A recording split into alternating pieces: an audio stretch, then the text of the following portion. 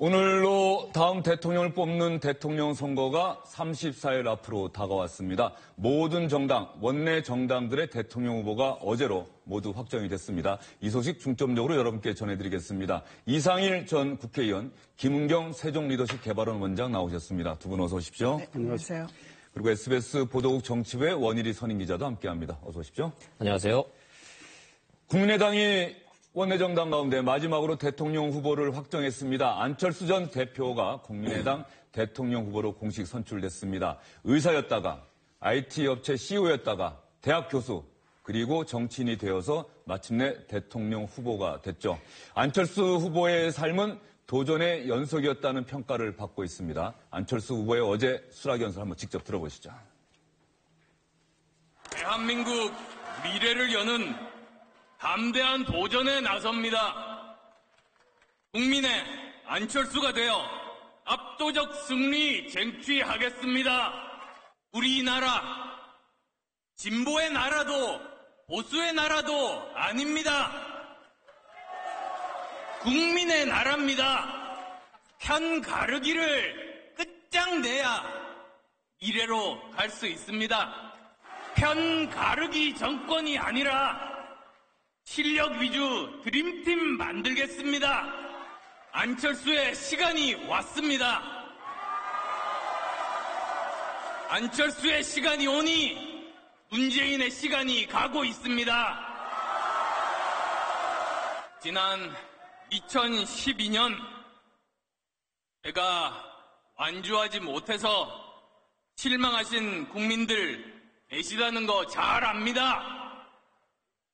하지만 저 안철수 2012년보다 100만 배, 1000만 배 더 강해졌습니다. 강한 대한민국 만들겠습니다. 빛나는 대한민국 만들겠습니다.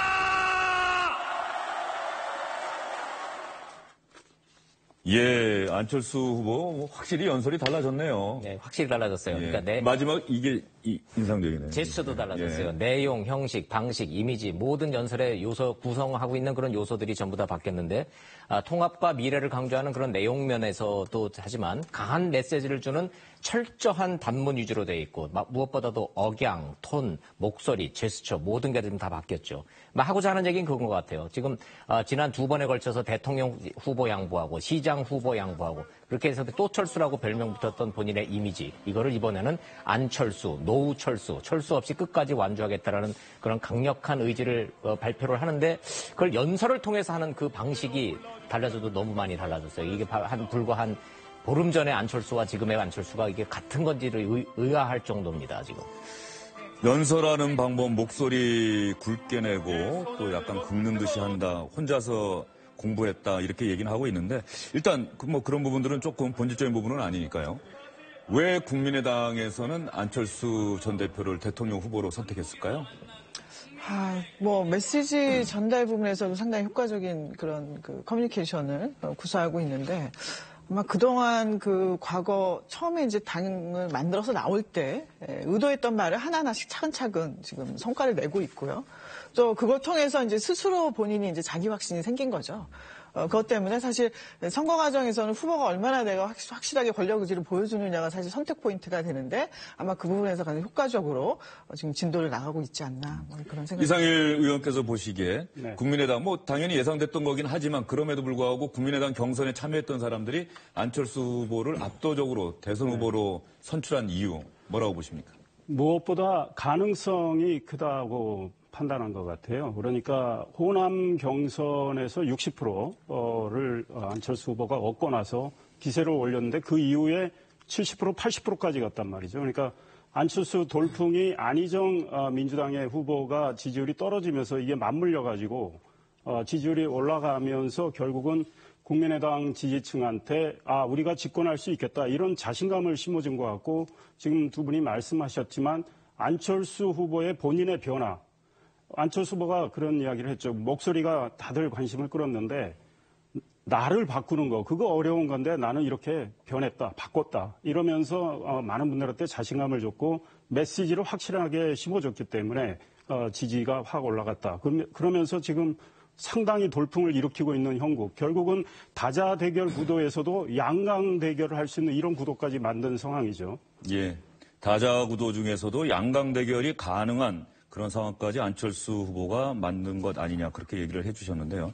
안철수 후보 대통령 후보가 된 다음에 맞는 첫날인 오늘 역시 마찬가지로 문재인 민주당 대통령 후보와 마찬가지로 국립현충원을 참배를 했습니다.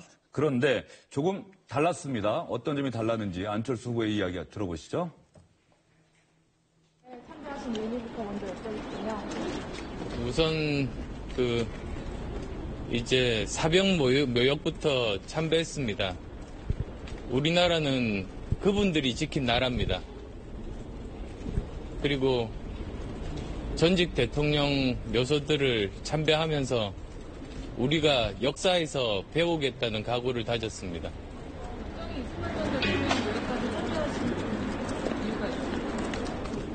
저는 항상 그래 왔습니다. 우리의 역사 아닙니까? 공은 계승하고 과로부터는 교훈을 얻는 것이 우리들이 해야 할 일입니다. 사병묘역부터 참배한 대통령 후보는 처음 보는 것 같다. 처음이에요. 그런 느낌이네요. 현충원 취재 가봐서 알잖아요, 저희가. 가면은 그 현충원에 가서 그냥 본인들이 그냥 쭉 걸어가는 게 아니라 현충원에서 안내하는 매뉴얼이 있어요. 어디 가서 헌화하고 방명록 쓰고 그다음에 전직 대통령 순배하고 이런 이제 어떤 매뉴얼이 있는데 오늘 얘기를 들어보니까 차 좀 돌려주세요. 그래서 안철수 후보가 차를 돌렸다는 거예요. 저는 사병 묘소부터 가겠습니다. 그래서 현충원 측에서 약간 당황해했다라는 거예요. 그런데 이제 그리고 난 다음에 사병 묘소 참배하고 그리고서는 이제 대통령 묘소를 돌았는데 그 순서도요. 한번 볼까요? 김대중, 김영삼, 박정희, 이승만 이 순이에요. 뭐를 얘기하고자 하는 건지는 잘 모르겠으나 그래서 이 순서의 의미가 이거 누가 정했습니까? 그랬더니 그 대답한 사람이 안철수 방식입니다. 딱 그러더라고요. 그러니까 안철수 후보가 여기에서 뭔가 메시지를 좀 주고 싶어 하는 거예요.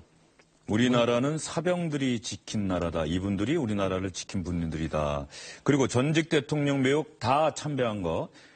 역시 다분히 문재인 대표를 겨냥한 듯한 의식한 거죠. 행보다 이런 생각이 좀 듭니다. 문재인 후보가 5년 전인가는 안 갔잖아요. 네.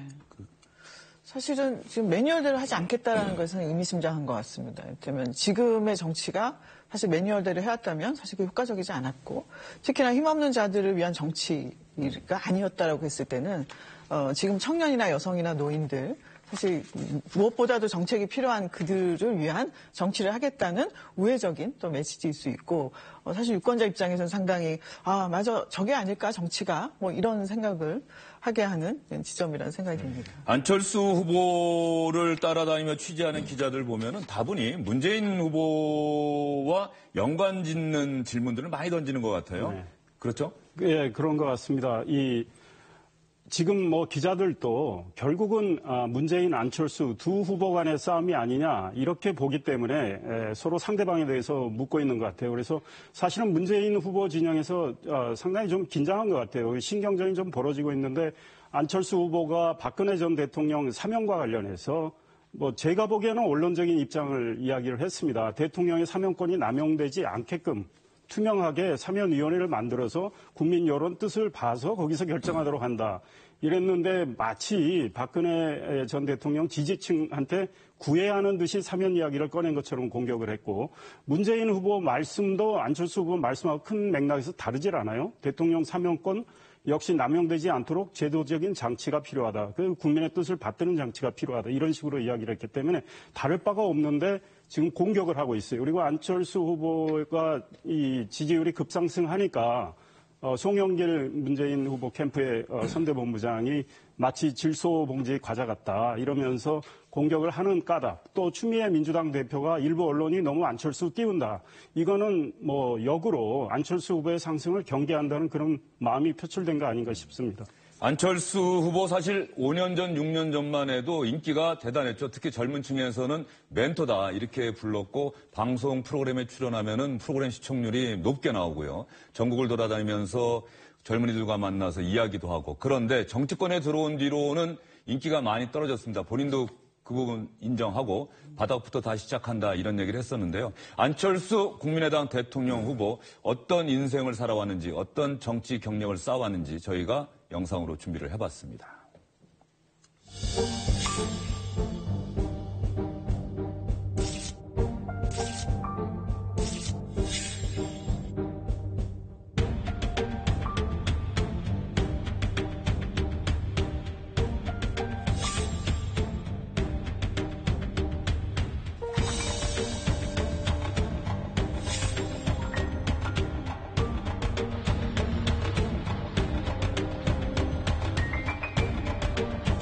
제가 후보직을 내려놓겠습니다. 비록 새정치의 꿈은 잠시 미루어지겠지만 저 안철수는 진심으로 새로운 시대, 새로운 정치를 갈망합니다. 저 안철수 2012년보다 100만 배, 1000만 배 더 강해졌습니다. 느껴지십니까, 여러분?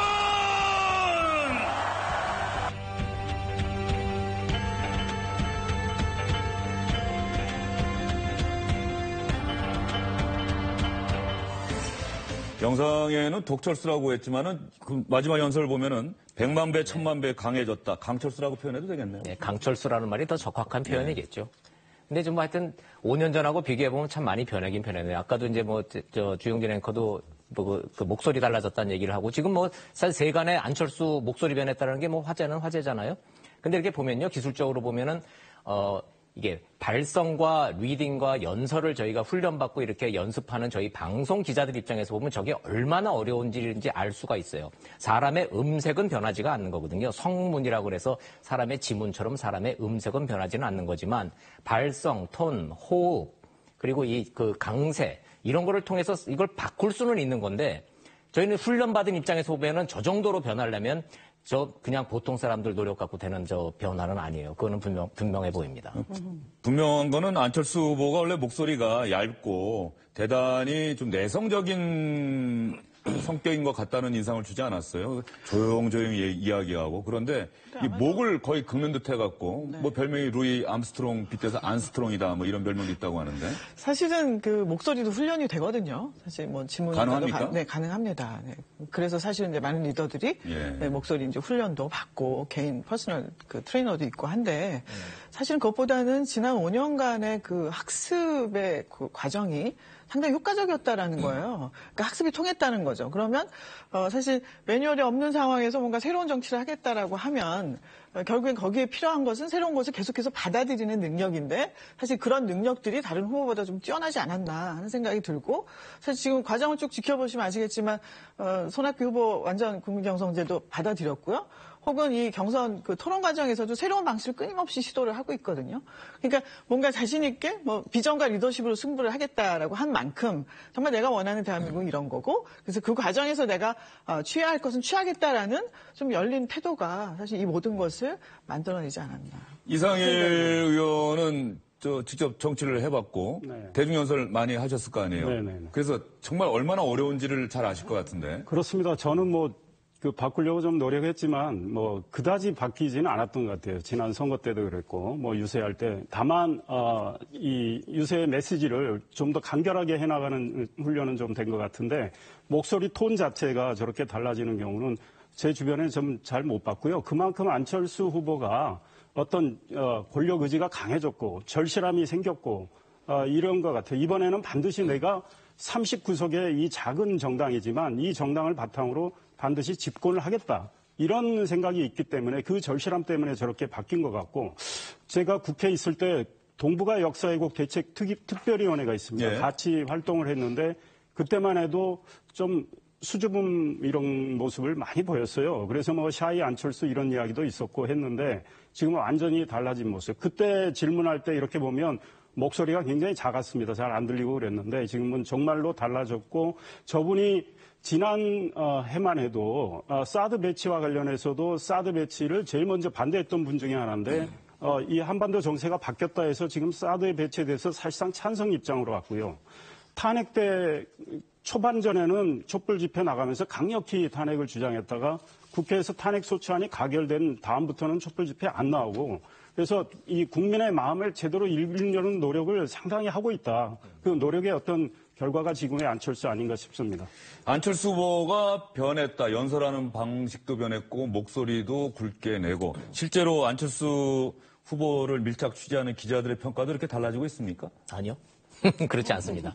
그러니까 똑같은 질문을 제가 해봤어요. 현장 취재 기자들한테 여러 명한테 물어봤는데 뭐 대부분 답변은 그래요. 아이 철수가 하루아침에 무대 되겠어요? 그러니까 안철수라는 정치인이 김무성이라는 정치인처럼 캐릭터가 바뀌고 그런 스킨십이 하루아침에 바뀌는 건 아니라는 거죠. 다만 한 가지 변화는 기자들을 향해서도 이렇게 좀 샤이하고 이렇게 소극적이고 조곤조곤 얘기하는 스타일에서 다가가고 인사하고 악수하고 그런 거는 이제 많이 바뀌었다는 거죠. 그러나 기존에 오래된 우리 기자들 사이에서 이제 자리 잡고 있는 정치인 그러면 몰고 다니고 밥 먹고 술 먹고 스킨십하고 친한 척하고 오버 액션하고 이런 거는 뭐 전혀 달라진 게 없다. 그래서 뭐 기자들 사이에서 농담 삼아서 철수가 하루아침에 무대 안 됩니다. 그런 평가들이 많네요. 네.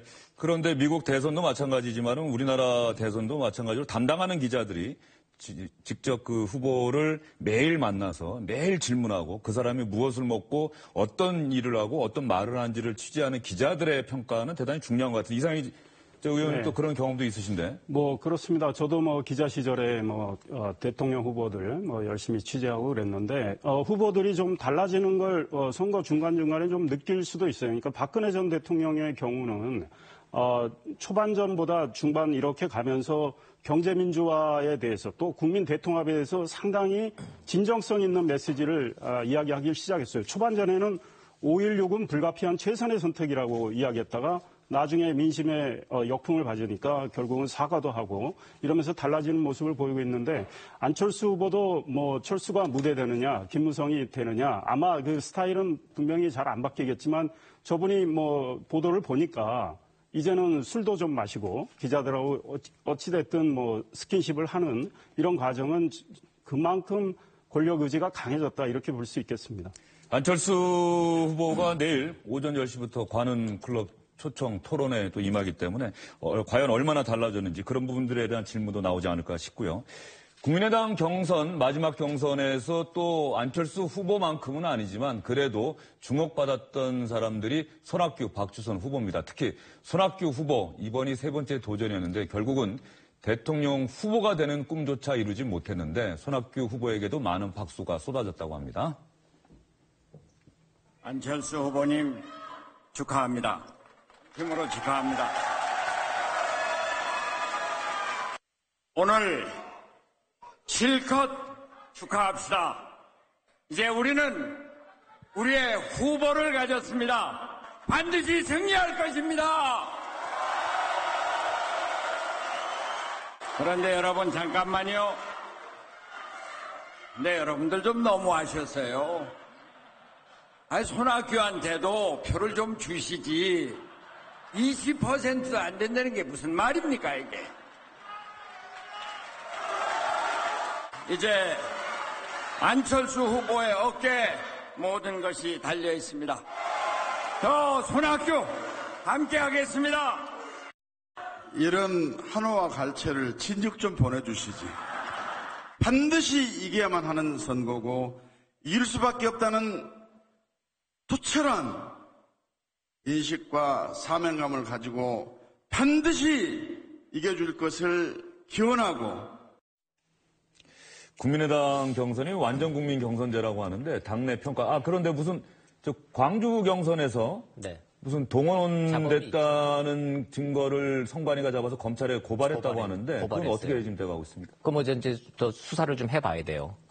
안철수 후보가 지금 이 순간에서 가장 들으면은 듣기 싫어하는 질문이 그거예요. 왜냐하면 후보가 잘 모르기도 하지만 어찌됐든 실험적으로 시도하고 새로운 도전이었다라는 완전 국민 경선제에 5개 티로 남는 거는 좀 맞는 것 같고 그 진행 상황 검찰 수사 상황을 좀 지켜봐야 되는데 뭐 저도 그렇고 여기 두 분 다 워싱턴에서 그 미국 대선 치러봤지만 오픈 프라이머리라는 거를 흉내내서 완전 국민 경선제라는 거는 사실은 손학규 후보가 아니었으면 국민의당도 안철수 후보 측도 할 생각이 처음에 없었죠.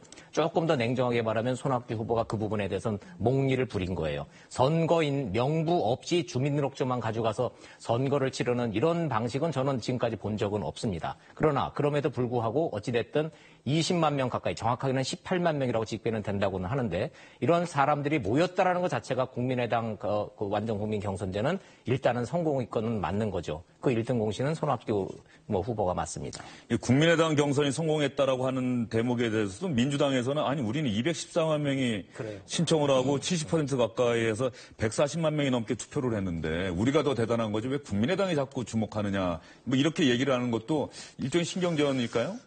사실 방식이 좀 달랐으니까 사실 이제 뭐 홍도는 그런 있고. 부분들이 있었고 또 나아가서는 사실 모르겠어요. 그 후보면에 있어서 그러니까 경선 과정에서 민주당이 보여줬던 그런 정말 어두운 측면보다는 이 국민의당이 보여준 밝은 측면이 오히려 더 어필하지 않았나. 어두운 측면하고 밝은 측면은 어떤 부분입니까? 그들이 많은 그 후보들 간의 그런 어떤 언쟁이나 갈등이나 이런 부분들은 사실 듣고 싶지 않았거든요. 그러니까 듣고 싶지 않은 얘기를 자꾸 하니까 사실 그만큼 인기에서 뒤처졌던 거고 사실 이제 그 국민의당 경선 세 사람 아마 토론이나 여러 가지 과정들을 지켜보셨으면 아시겠지만 사실 분위기는 좀 훈훈했거든요. 아무리 후보들 간의 경쟁이라 하더라도. 그리고 사실은 상대적으로 두 후보는 그렇게 어려운 상대는 아니었던 것이고 또 결국에는 안철수 후보가 된다라고 했을 때 그것을 뒷받침해 줄 수 있는 여러 가지 논거들이 두 경쟁 후보에서 나왔던 거예요. 사실 이제 그런 면들이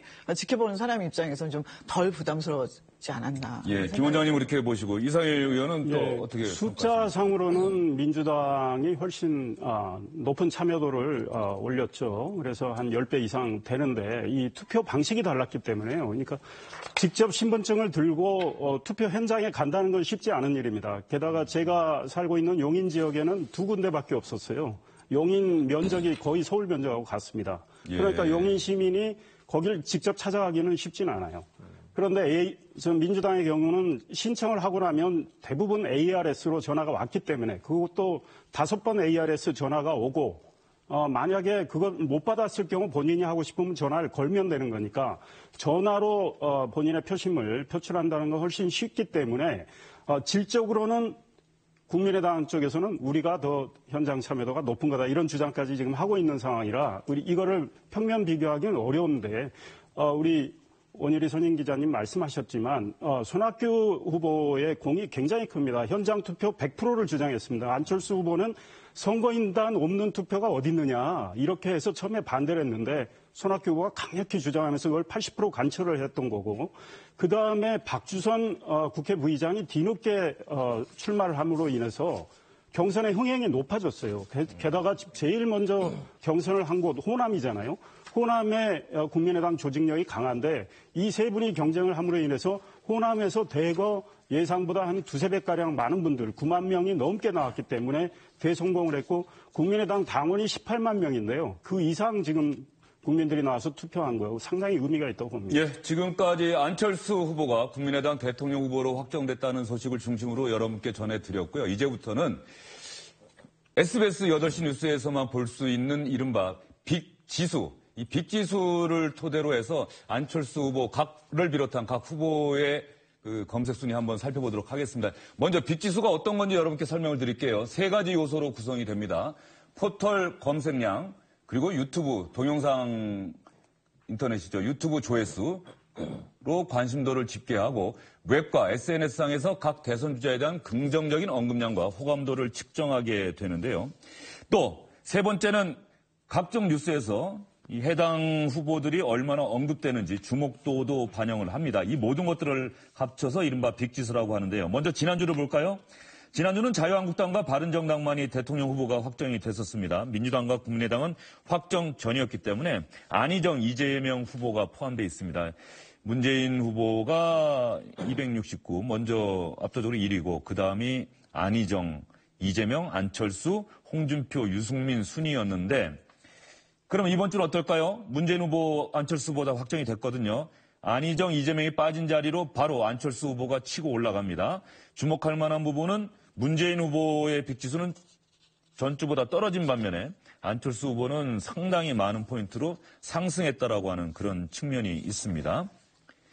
한눈에 보기 쉽게 비교한 이 그래프를 보시면은 그 흐름을 여러분 아실 거예요. 미세하게 보이지만 문재인 후보 맨 위에 하늘색은 살짝 아래로 내려가고 있고 안철수 후보의 연두색 선은 상승 곡선을 그리고 있고요.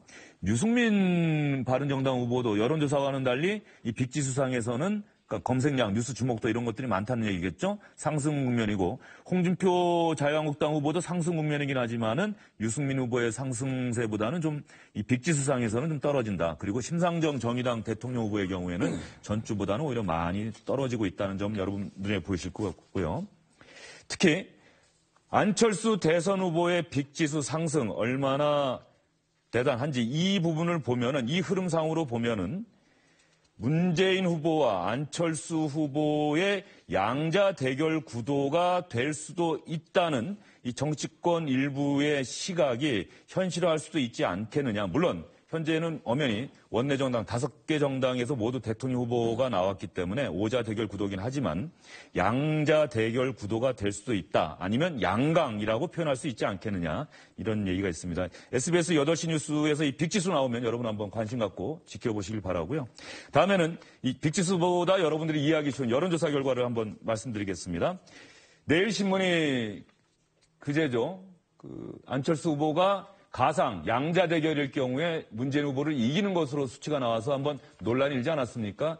문재인 후보 측에서 선관위에 조사까지 의뢰를 했는데 안철수 후보가 똑같은 가상 양자 대결 구도에서 이긴다는 여론조사가 또 나왔습니다. 쿠키뉴스에서 한 겁니다. 쿠키뉴스에서 조사한 결과로는 48.1% 대 43.7%로 오차범위 아니긴 하지만은 안철수 후보가 문재인 후보를 이기는 것으로 나왔고요. 조사기관은 조원 CNI라고 합니다. 그리고 여기 나와 계신 분들도 좀 유심히 보실게요. 조사 방법을 한번 좀 보시죠. 전화면접. 왼쪽에 내일신문 여론조사는 전화면접, 인터넷조사, 병행, 유선. 인터넷 조사가 60%, 유선 전화가 40%.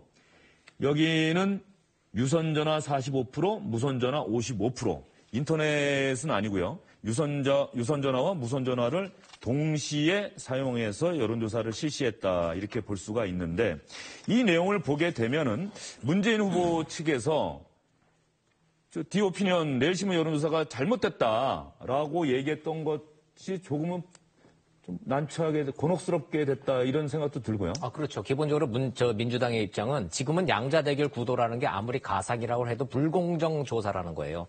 엄연히 지금 존재하고 있는 4자 구도, 5자 구도가 지금 구체화돼 있는데 언론에서 이거를 양자 구도라고 인위적으로 이거를 프레임을 만들어서 조사를 하는 거는 이거는 불공평하다라는 주장인데 사실은 지금 역대 선거에서 지금까지 저희가 다 다자 구도로 되어 왔지만 언론의 그 여론조사는 양자구도, 유력한 후보 1, 2위를 놓고 하는 그 양자구도 자체는 좀 돼 있어요. 그래서 법적으로 문제는 없습니다, 이게. 문제는 없는데 지금 민주당 입장에서는 1등을 달리다가 2등이 치고 올라오는 이 현상이 양자구도를 통해서 이게 자꾸 뒤집어지는 그 결과가 자꾸 나오니까 이거는 언론이 안철수 띄우기에 너무나 좀 불공정적으로 지금 지나치게 좀 밀어주고 있다. 이런 불평의 목소리가 좀 나오고 있는 겁니다. 언론이 띄워준다는 표현을 여론조사 기관에서 들으면 또 기분이 나쁠 수도 있을 것 같고요. 그럼요. 언론사도 당연히 기분 나쁘고요. 그렇죠. 그러니까 이거는 어떤 의도를 가지고 하는 것이 아니라 역대 선거에서 아무리 다자 구조가 돼도 다자 구도 조사 따로 돌리고 그다음에 유력한 후보 1, 2위를 놓고 돌리는 양자 구도 이 조사 방법은 그건 전통적으로 항상 해왔던 방식임을 다시 한번 말씀드립니다. 이 여론조사 결과 관련해서 사실 김 원장님은 표현이 적절치 않은 건 사실이었죠. 양강 정도로 했으면 좋았을 것을. 근데 어차피 현실이 그렇게 또 흘러가고 있어서. 근데 사실 이제 민주당의 대응 방식이 사실 잘못됐던 거죠. 사실 언론을 비난해봐야 사실 돌아올 게 뭘까 하는 생각도 들고 사실 결국엔 이 확장성의 문제가 지금 이 여론조사를 통해서 나타났던 거고 사실 그 부분을 어떻게 해결할지에 대한 어떤 대안이 나와야 되는 거고 혹은 더 나아가서는 과연 보수층 사실 이번 선거는 아주 기이하게도 보수층이 캐스팅 보트를 쥐게 됐어요. 사실 그러면 그 부분을 어떻게 해결할 것인지에 관한 좀 더 전략적인 측면이 보여져야 되고 그것을 메시지화해서 보냈어야 되는데 사실 뭐 너무 단순하게 왜 이런 식으로 보도를 하냐라는 식의 대응은 사실 비효과적인 거죠. 보수층 이야기하셨는데 보수층이 대통령 선거에서 이길 것 같지는 않지만 나는 원래 보수 성향이니까 나는 보수 정당의 후보를 찍을 거야라고 할 것이냐 아니면 민주당의 문재인 후보를 이길 수 있는 사람을 차라리 선택을 할 거냐 이 두 가지 중에 하나라는 말씀을 얼핏 하신 것 같은데 이상일 위원은 어떻게 보세요? 지금 보수층은 많은 고민을 하고 있다고 보고요. 제 주변에 계신 전직 한나라당 의원들 이분들 이야기도 지금 상당히 고민을 하고 있어요. 그러니까 지금 보수에서 두 후보가 나와 계시지만 이분들 후보의 합이 지금 10%에서 12%밖에 안 나오는 상황. 아무리 봐도 이분들을 통해서 집권할 가능성은 없는 상황이기 때문에 그러면 누가 덜 싫은가? 소위 말해서 차악을 선택하는 이런 쪽으로 보수가 상당히 고민을 하고 있는데 그런 면에서 지금 안철수 후보가 그 보수층을 많이 흡수하고 있어서 급상승하고 있는데요. 이제 문제는 충성도에서 문재인 후보 지지층은 상당히 강한 양상이고 안철수 후보는 아직 그게 약한데 그 충성도를 높이는 게 안철수 후보의 과제일 것 같고요. 민주당에서 어찌됐든 양자 대결로 뒤집히는 결과가 나와서 많이 항의하고 있지만 민주당은 저게 잘못된 것이 이미 언론사가 이전부터 계속 똑같은 방식으로 해오고 있었어요. 그때는 이길 때는 가만히 있었는데 지는 거로 나오니까 문제를 삼는데 그거는 제가 보기엔 말이 안 되고 안희정 후보의 경우도 양자 대결로 해서 안희정 후보가 훨씬 안철수 후보보다 더 나왔잖아요. 그래서 안희정 후보가 경선 과정에서 본선 경쟁력은 문재인 후보보다 내가 더 크다 이런 이야기를 했지 않습니까? 그런데 이제 와서 문재인 후보 쪽에서 저런 지적을 하는 까닭은 문재인 후보를 지지했던 사람들이 이탈할 가능성 이거에 대한 걱정이 있는 것 같습니다. SBS 여론조사 안 합니까? 모든 정당 후보가 결정된 만큼 이제 여론조사를 한번 해볼 만한 적기인데. 이제 해야죠. 이제 곧 들어가고요. 모든 언론사들이 이제부터 이제 들어가는데, 문제는 이제 그 후보 단일화라는 이제 변수가 좀 있잖아요. 그러니까 우리가 이제 여러 차례 말씀드렸지만 후보 단일화의 고비가 지금 몇 차례 있지 않습니까? 선거 보조금이 지급되는 4월 18일 날 1차 고비가 있을 것이고, 선거 명부, 그러니까 이거 인쇄가 되는 이달 말 4월 30일이 한 번 있고, 후보 사퇴 시한인 5월 4일. 이렇게 세 번의 시한이 있어서 이런 고비마다 이 이른바 범보수 진영의 후보 단일화 논의가 어떻게 되느냐에 따라서 지지도 그 여론조사가 요동을 치겠죠. 그러니까 뭐 지금 하고 있는 가상 대결이라는 것은 현재로서는 이제 무의미하기는 하지만 그만큼 지금 각 정당들이 여론조사 추이에 지금 관심을 기울이고 민감하게 반응하고는 있습니다. 그리고 오늘 저희가 조간신문들 종합하고 좀 시간이 넘긴 했습니다. 하나만 더 이야기를 해보도록 하겠습니다. 신문들이 보도를 했고 저희도 나름대로 정리를 해봤습니다. 각 5명의 후보들이 상대를 향해서 어떤 주장을 하고 있는지 특히 비판적인 주장을 하고 있는데 뭐 이 그림을 보시면 여기 정의당 심상정 후보는 빠졌는데요. 각자가 서로에 대해서 어떤 얘기를 하고 있는지 이걸 보시면 대충 속내를 짚어볼 수 있을 것 같은데 가령 문재인 후보를 향해서 안철수 후보는 무능력한 상속자다, 패권 세력이다. 문재인 후보는 안철수 후보에게 반문, 적폐, 연대다. 이렇게 비난을 하고 있고요. 홍준표 자유한국당 후보와 문재인 후보. 홍준표 후보는 아들 특혜 취업 의혹을 제기하고 있고요. 또 안철수 후보를 향해서는 얼치기 좌파다. 그리고 유승민 후보를 향해서는 우리가 큰 집이다. 배신자는 돌아와라. 그랬더니 유승민 후보는 홍준표 후보는 지금 재판받고 있으니까 무자격자다. 그리고 문재인 후보를 향해 유승민 후보는 불안한 안보관이 문제다. 그리고 문재인 후보 측에서는 자유한국당의 아류 아니냐. 그리고 유승민 후보는 안철수 후보와의 연대도 없다 얘기하면서 민주당 이중대 같은 정당 아니냐 이렇게 얘기를 하고 있는데 저 표상으로 보면은 얼핏 안철수 후보는 크게 문재인 후보를 제외한 나머지 후보들한테는 가능한 한 대응을 안 하려고 하는 것 같은데 어떻게 보십니까? 안철수 후보는 지금 중도 우파를 겨냥하고 있기 때문에 가능한 한 홍준표 후보하고 유승민 후보에 대해서는 이 무시하는 작전으로 가고 있습니다. 그러니까 사실상 양자 구도를 만들겠다는 거죠. 그러니까 이 두 후보는 10% 선에서 묶어놓고 나머지 90% 선에서 만약에 지지세를 확보한다면 본인이 46 정도 얻으면 승리하는 거란 말이죠. 그래서 그 전략을 하기 때문에 저쪽 후보는 무시하는 전략. 왜냐하면 우파를 자극할 이유가 없어요. 안철수 후보 입장에서. 그런데 재밌는 것은 지금 메이저리그하고 마이너리그가 따로 생긴 양상이에요.